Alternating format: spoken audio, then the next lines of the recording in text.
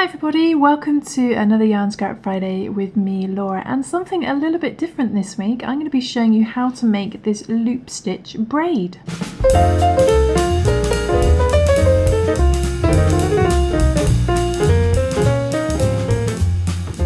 Okay, so the loop stitch braid effect that I've created here is very similar to hairpin lace. I don't know if you're aware of hairpin lace. The difference being is that this is completely created with just using one crochet hook. Wherever my crochet hook has gone, here we go. Whereas normally in hairpin lace what you do is you have a piece of work and it's stretched between two pieces of like two rods, as it were, which you sort of work down the middle and you end up with these two loops either side.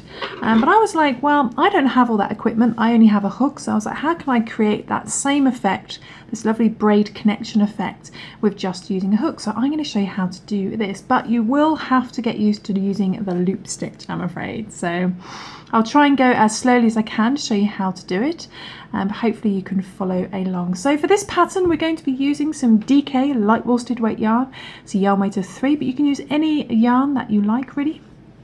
With that I'm using a G 4mm crochet hook, and it's also a good idea to have a pair of scissors and a yarn tapestry needle as well, as I always say.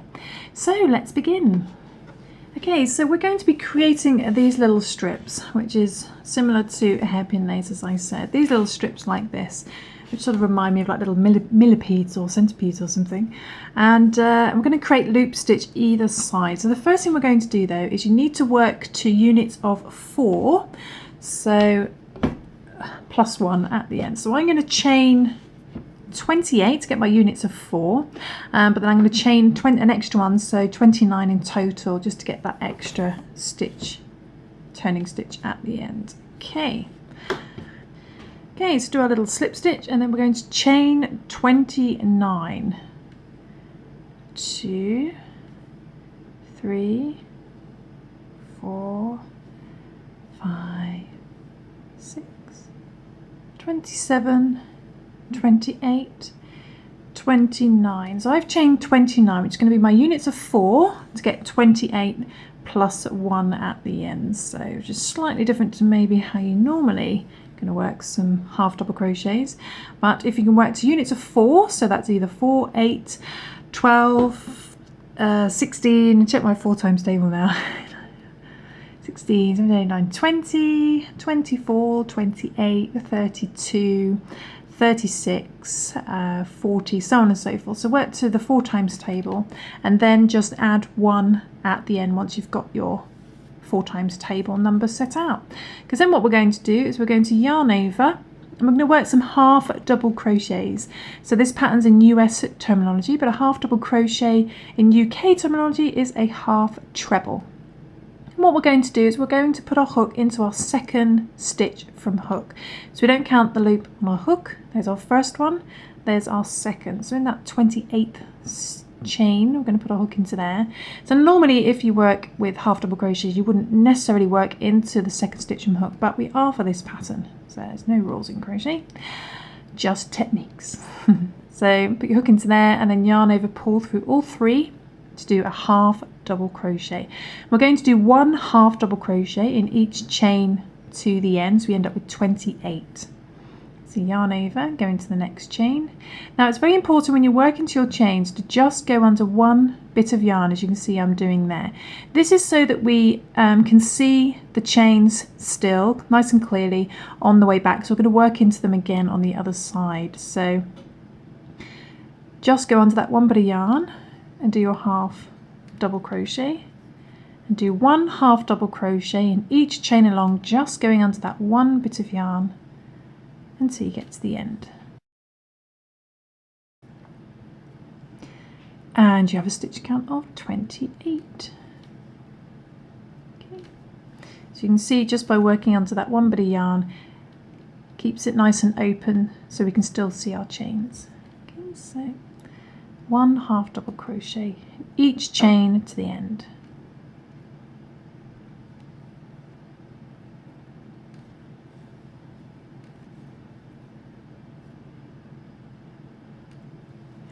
Okay, so just coming up to the end. Still doing my 1/2 double crochets into that last chain. Okay, so you should have 28 half double crochets like that, or however many that you've worked your units of 4. So you might have 24, you might have 32, so on and so forth. So I've got 28. What we're going to do now is I'm going to do a little chain 1. I'm not going to count that as a stitch there, it's just a turning stitch. And then we're going to turn our work. And now we're going to work our loop stitches on this side. So the first thing to do is to put you're effectively doing single crochets but with a very elongated loop. So we're going to put our hook into our first stitch to begin, go straight into there. But then what we're going to do, instead of just bringing the yarn through straight away, I'm just going to loop it around our hook. So put your finger, you can use big chunky knitting needles or a piece of tubing or something. I prefer just to keep it simple and use my finger. But what I'm going to do is I'm just going to lay my finger underneath. So I'm just going to rest that yarn on top. And I'm going to just hold my work. And then what I'm going to do is I'm going to bring this hook around my finger and I'm going to grab the yarn this side. Okay. And then I'm going to pull that. I'm going to pull that over. And then if you keep your finger over and down, it'll keep the loop out of the way of your single crochet. So we're going to grab the yarn from behind. It's really hard to do slowly. And we're going to bring that loop that we've grabbed through our stitch. Okay, then we're going to let go of our loop and we're going to move it back over to the other side. And then we're going to grab the yarn again this side and pull through both loops, do a little single crochet. And that will secure your loop. Don't worry, I'll show you again. So put your hook into the next stitch and do the same thing again. Put your finger underneath the yarn, so underneath the yarn, and then bring your hook over the top to the right. Okay, so finger under the yarn, put your hook to the right and underneath the finger as well. We're going to grab that yarn from the back and basically wrap it around our finger. Like so. We're going to pull the loop down so it's out of the way while we grab this yarn from the back. We're going to bring that yarn through the stitch. Then we're going to move the loop over to the other side so it's out of the way again. Grab the yarn again and pull through both loops to secure. Okay, it can be really, really fiddly and you can end up with different size loops as well. So if it doesn't go too well to begin with, you can always practice because it is fairly important to make sure that your loops are the same size. So I'm actually going to do that one again because it's too big. And I shall show you again how to do it. So we go into the stitch, we put our hook underneath, our finger underneath the yarn. So we're going to use our finger as the thing we're wrapping the yarn around. Bring your hook to the right and above the yarn. Okay, see it's going above the yarn. Then grab the yarn from behind and wrap it around your finger. Pull the loop down with your finger so it's out of the way. Then bring that loop through the stitch. Then pull the loop the other way and grab the yarn, pull through both loops. Okay, so that time my loop was a bit more of a similar size, like so. Doesn't have to be perfect, as long as they're roughly the same size. So we go into the stitch, put our finger under the yarn and our hook above the yarn to the right. Then we're going to grab that yarn from there, pull this loop down with your finger so it's out the way, and bring that hooked yarn through the stitch. Then we move the loop over to the right so it's out of the way, grab the yarn again, pull through both loops. Okay, and that secures it, and obviously let your finger out as well. And that secures it and keeps it in place, it won't unravel. And you're creating these little single crochets. So we're going to do that all the way across. We end up with 28 loops or however many loops. So your units of 4. And so we've got, yeah, so we've got 28 little loops. So we get into the stitch, put your finger under the yarn, hook over the yarn to the right, like that. grab the yarn from behind, move your finger down so the loop's out of the way, so it doesn't, if you start doing that, it's going to be hard to bring it through, it gets really fiddly. So when you grab the yarn, pull it down with your finger so it's out the way, and that's got a nice clear shot for getting through that stitch. Then we'll move our finger over to the right, grab the yarn again, pull through both loops. But it's a really, I think if you can master, maybe not master, but if you can get fairly confident with your loop stitches, it's a wonderful technique to do. And you can also work on the long grass patch square for my road playmat cowl, which uses the dreaded loop stitch.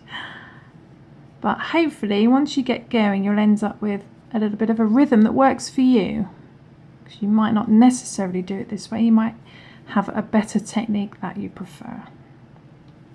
If you're new to crocheting, I don't recommend this tutorial unless you're willing for a bit of a challenge. So never say never. And eventually your fingers will act as a gauge for your loop stitches. They should all end up a very similar size, like so. So I'm going to do this all the way across to the other end until I've got my 28 loops. Okay, so we go into the stitch, finger under the yarn, hook to the right above the yarn, grab the yarn, pull the loop down so I can get that through the stitch, pull that over to the right, grab the yarn again, pull through both loops. So in, under, above and round, into the stitch, over, secure. In, under, round, through the stitch and secure. Okay, so I'm just finishing up the last loop stitch there. Careful not to miss that last stitch. Check you've got 28 loops, like so, hopefully all roughly the same size.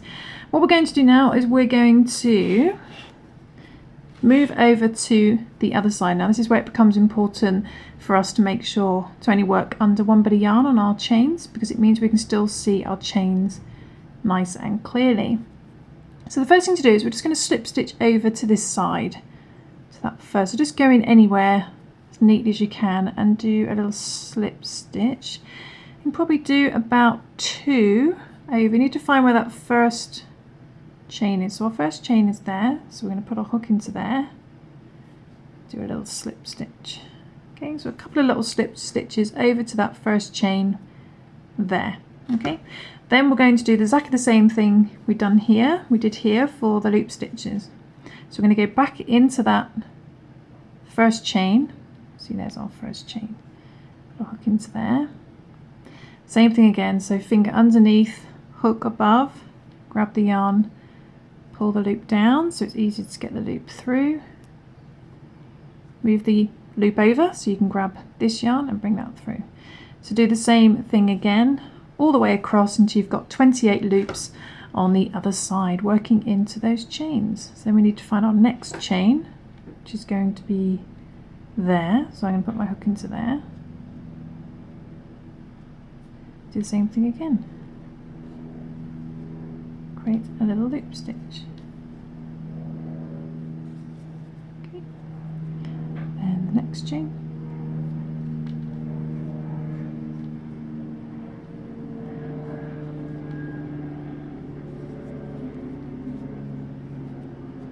To next chain. Repeat that all the way across, working into those chains, beginning chains, until you have 28 more loop stitches. So you'll be sick of loop stitches by the end of this. But it does, well, the fun part is when you actually get to braid them and join them, and the effect I think looks really nice. Okay, find my next chain. So I should do that and then I shall come back. Okay, so just go up to the very, very last loop stitch. It's always a little bit fiddlier on the end.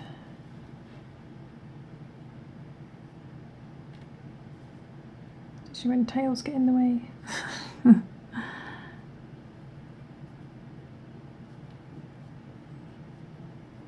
grab that and finish that last loop stitch.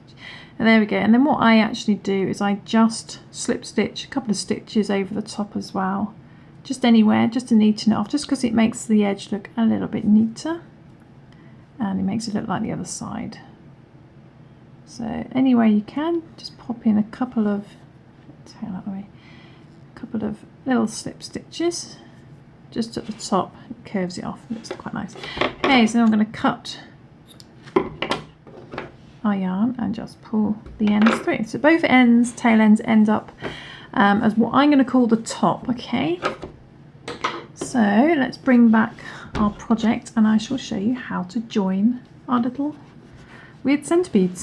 Okay, so what we do is I shall just show you how to join it at first, and what I'm actually doing is making sure the tail ends are at the top. That's so that when we get to the end we can just put some little loose knots in just to hold the last one in place until we're ready to neaten it all off. So what we're going to do is we're going to divide up our little loop stitches into our units of 4. So we're going to take, just on this side first, we're going to pick the first 4 little loops and we're going to put our hook into each of those 4 loops. 2, 3 and 4. Okay, so we've got 4 of those loops. Then what we're going to do is we're going to take the first 4 loops of this side, our main piece. We're going to pop those on. 1, 2, 3 and 4. So make sure you get them in order. You're not taking any from further up. What we're going to do is we're going to pull these 4 from this side and through the 4 loops from this side. And the easiest way to do that is just to hold on to the 4 loops. So, and then just, where are my 4 loops? There we go, and then just pull those through. It's always a bit fiddly at first. Pull those through those 4 loops. Okay, so now you're just hooking the 4 from this side. Okay, then we've got the 4 from this side, so we know we need to go this side. So we're going to take the next 4 from this side. 1, 2, 3 and 4. And we're going to pull these 4 through these 4. So we're going to grab our little loops and just pull those through. Okay, and if you lose track of which side you need to go, you just see you're holding on to the 4 from this side, so we know we need to grab them from the other side. So we find the next 4 from this side. So 1, 2, 3 and 4. Got the next 4 from there. Then sometimes it could be easier just to put your finger through as well. And we're going to pull those 4 through the other 4. And we'll keep doing that all the way up, alternating either side. So now we've got the 4 from this side, so we know we need to take the 4 from this side. 1, 2, 3 and 4. I'm going to bring those through. Okay, make sure you're not dropping any loops as you come through. I haven't gone through the last loop, so there we go. Then grab the 4 from the next side, the other side. 1, 2, 3 and 4. So I would say this is a very fiddly pattern, but very rewarding result. And this technique is a technique you would use in hairpin lace for joining if you wanted to create the braids. It's exactly the same, you just don't do all the loop stitches, you just work the hairpin lace style. Bring that through. Over to, right, so over to the other side. So I'm holding the ones from this side. 1, 2, 3, 4. Make sure I get them in order. Bring those through.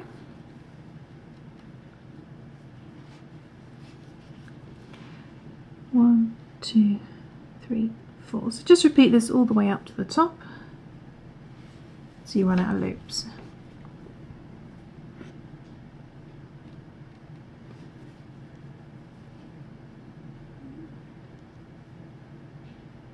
Drop to loop.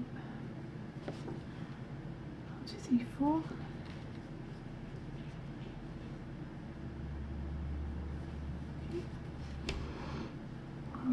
2, 3, 4.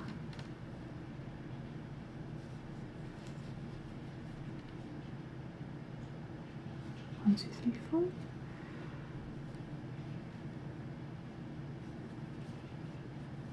Again, missed that last one. Okay. Then should have 4 left this side. It's the last 4 from this side. Bring those through. Then the last 4 from this side. Bring those through.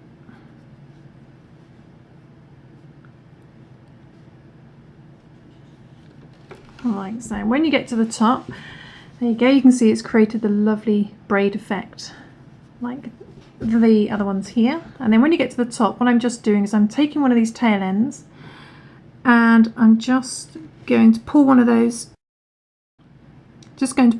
through the last 4 loops. Like so. I'm losing my voice. And then I'm just going to take the other tail end. I'm just going to tie that in a knot for now, just until I'm ready to sew up all the ends. And that just keeps it in place and stops it unraveling. So there we go. But what we need to remember for the next one is, and I just happen to have another one here, is again make sure you've got the right side facing. So you can see the loop stitches are more this side. So this is going to be the front that I'm connecting, just to make sure you're connecting all the same sides. And I always make sure that my tail ends are at the top so that I can do my little knot.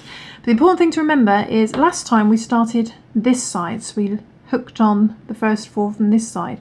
This time on the next one I'm going to start this side, and the reason for that is if you don't alternate between which side you start with, you'll end up with a very disjointed project. So on this one here I started this side on this one, and then I started this side on this one because they're on top, then I started this side here because they're on top, so I can tell that I need to start this side, so these ones end up on top. So I'm going to start with the first 4 from this side and grab the first 4 from this side, and I'm going to pull these 4 through these 4,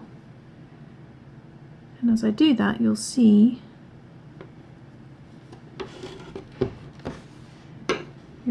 that the loop stitches from this side are on top, so that whatever ones are on top is the side that you started, so that should help you remember to which side you need to start next time. So because they're on top, I know I started on the left, so this time I need to start on the right. And then I'm carrying the 4 from this side, so I know I need to grab this side again, and you just repeat the same technique, pulling the loops through in order. So I should just finish up this row as well, and then I'll come back and show you the finished project and also what to do on the edges. Okay, so I've just finished up that row, gone to the top, and again I'm just going to take a little tail end just for now, put it through the last few loops, tie that in place, the loose double knot. Okay, and there we go. So that's almost finished, but we've still got these loop edges down here which look a little bit crazy. You might want to leave those or just trim them so they're like little tassels, because they will stay in. But what you can do is a similar thing to what we've done here. We don't join anything, we just take 4 loops, 1, 2, 3, 4, the first 4. Then we take the next 4, 1, 2, 3, 4, and we pull those second lot of 4 through our first lot of 4. And we do that all the way up. So we grab another 4, 1, 2, 3, 4, and I'm going to pull those through those 4 and grab the next 4. And you can do that for either side to neaten off the edge. Okay.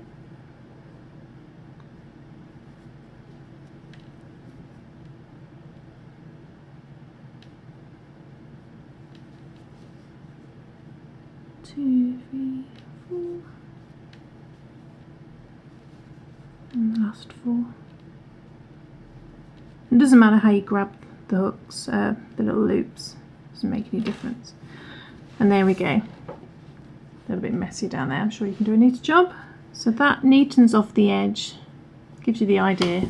Neatens off the edge so it looks similar to this. I'm probably going to redo that and make that look a bit neater. So just repeat that. I'm going to repeat that for the other side, doing exactly the same thing. And again, you can just use one of these tail ends to secure these last 4. So I'm going to do that, and then I shall come back and show you the finished project. If I can get my words out. Okay. Just leave that loosey there. Okay.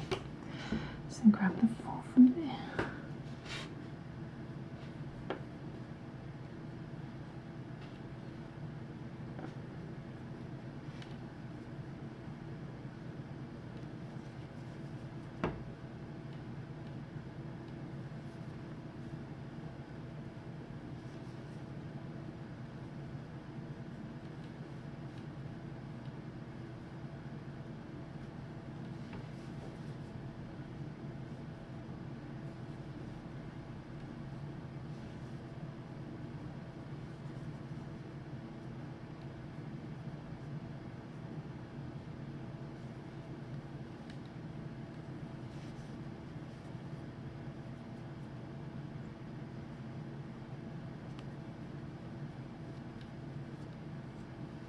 Okay. And there we go. So it creates a much neater edge like so. And all you need to do now is to secure these ends here. So what I'm going to do to secure those ends is we don't have any ends down this end, so you can just turn that around. I'm just going to take my last 4 there, just leave on my hook for now. I'm just going to undo these knots here, but I'm going to keep that one looped in there. Actually, that one is facing that direction, so you can always get a few more hooks. Let's take that one out and just pop that in there for now. A little bit fiddly. Haven't actually done this yet, so you have to bear with me. Take one of these tail ends,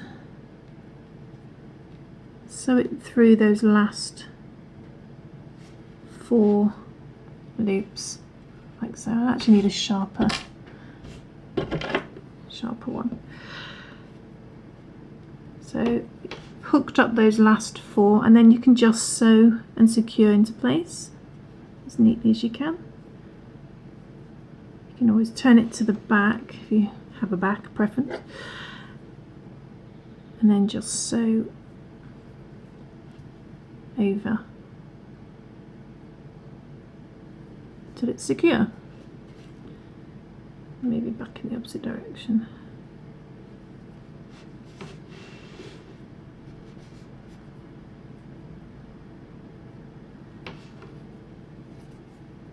Okay, and then just trim down any excess. Okay. Then the next one here I just left on my hook. Let's undo this knot. Okay, and very carefully, don't lose those there.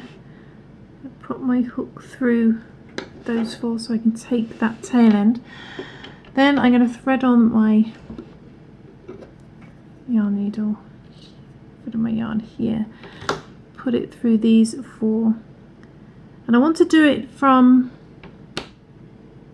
this direction because these 4 loops are facing that direction, so I want to use a tail end from here so it pulls it over into that direction. Otherwise I'd end up with it sort of 2 facing the same direction. We don't want that. So threaded those on and then just sew over.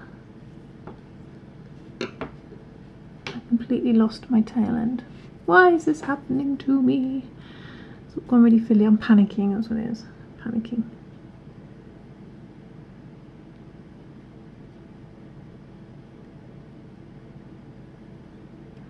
Thread those onto my needle.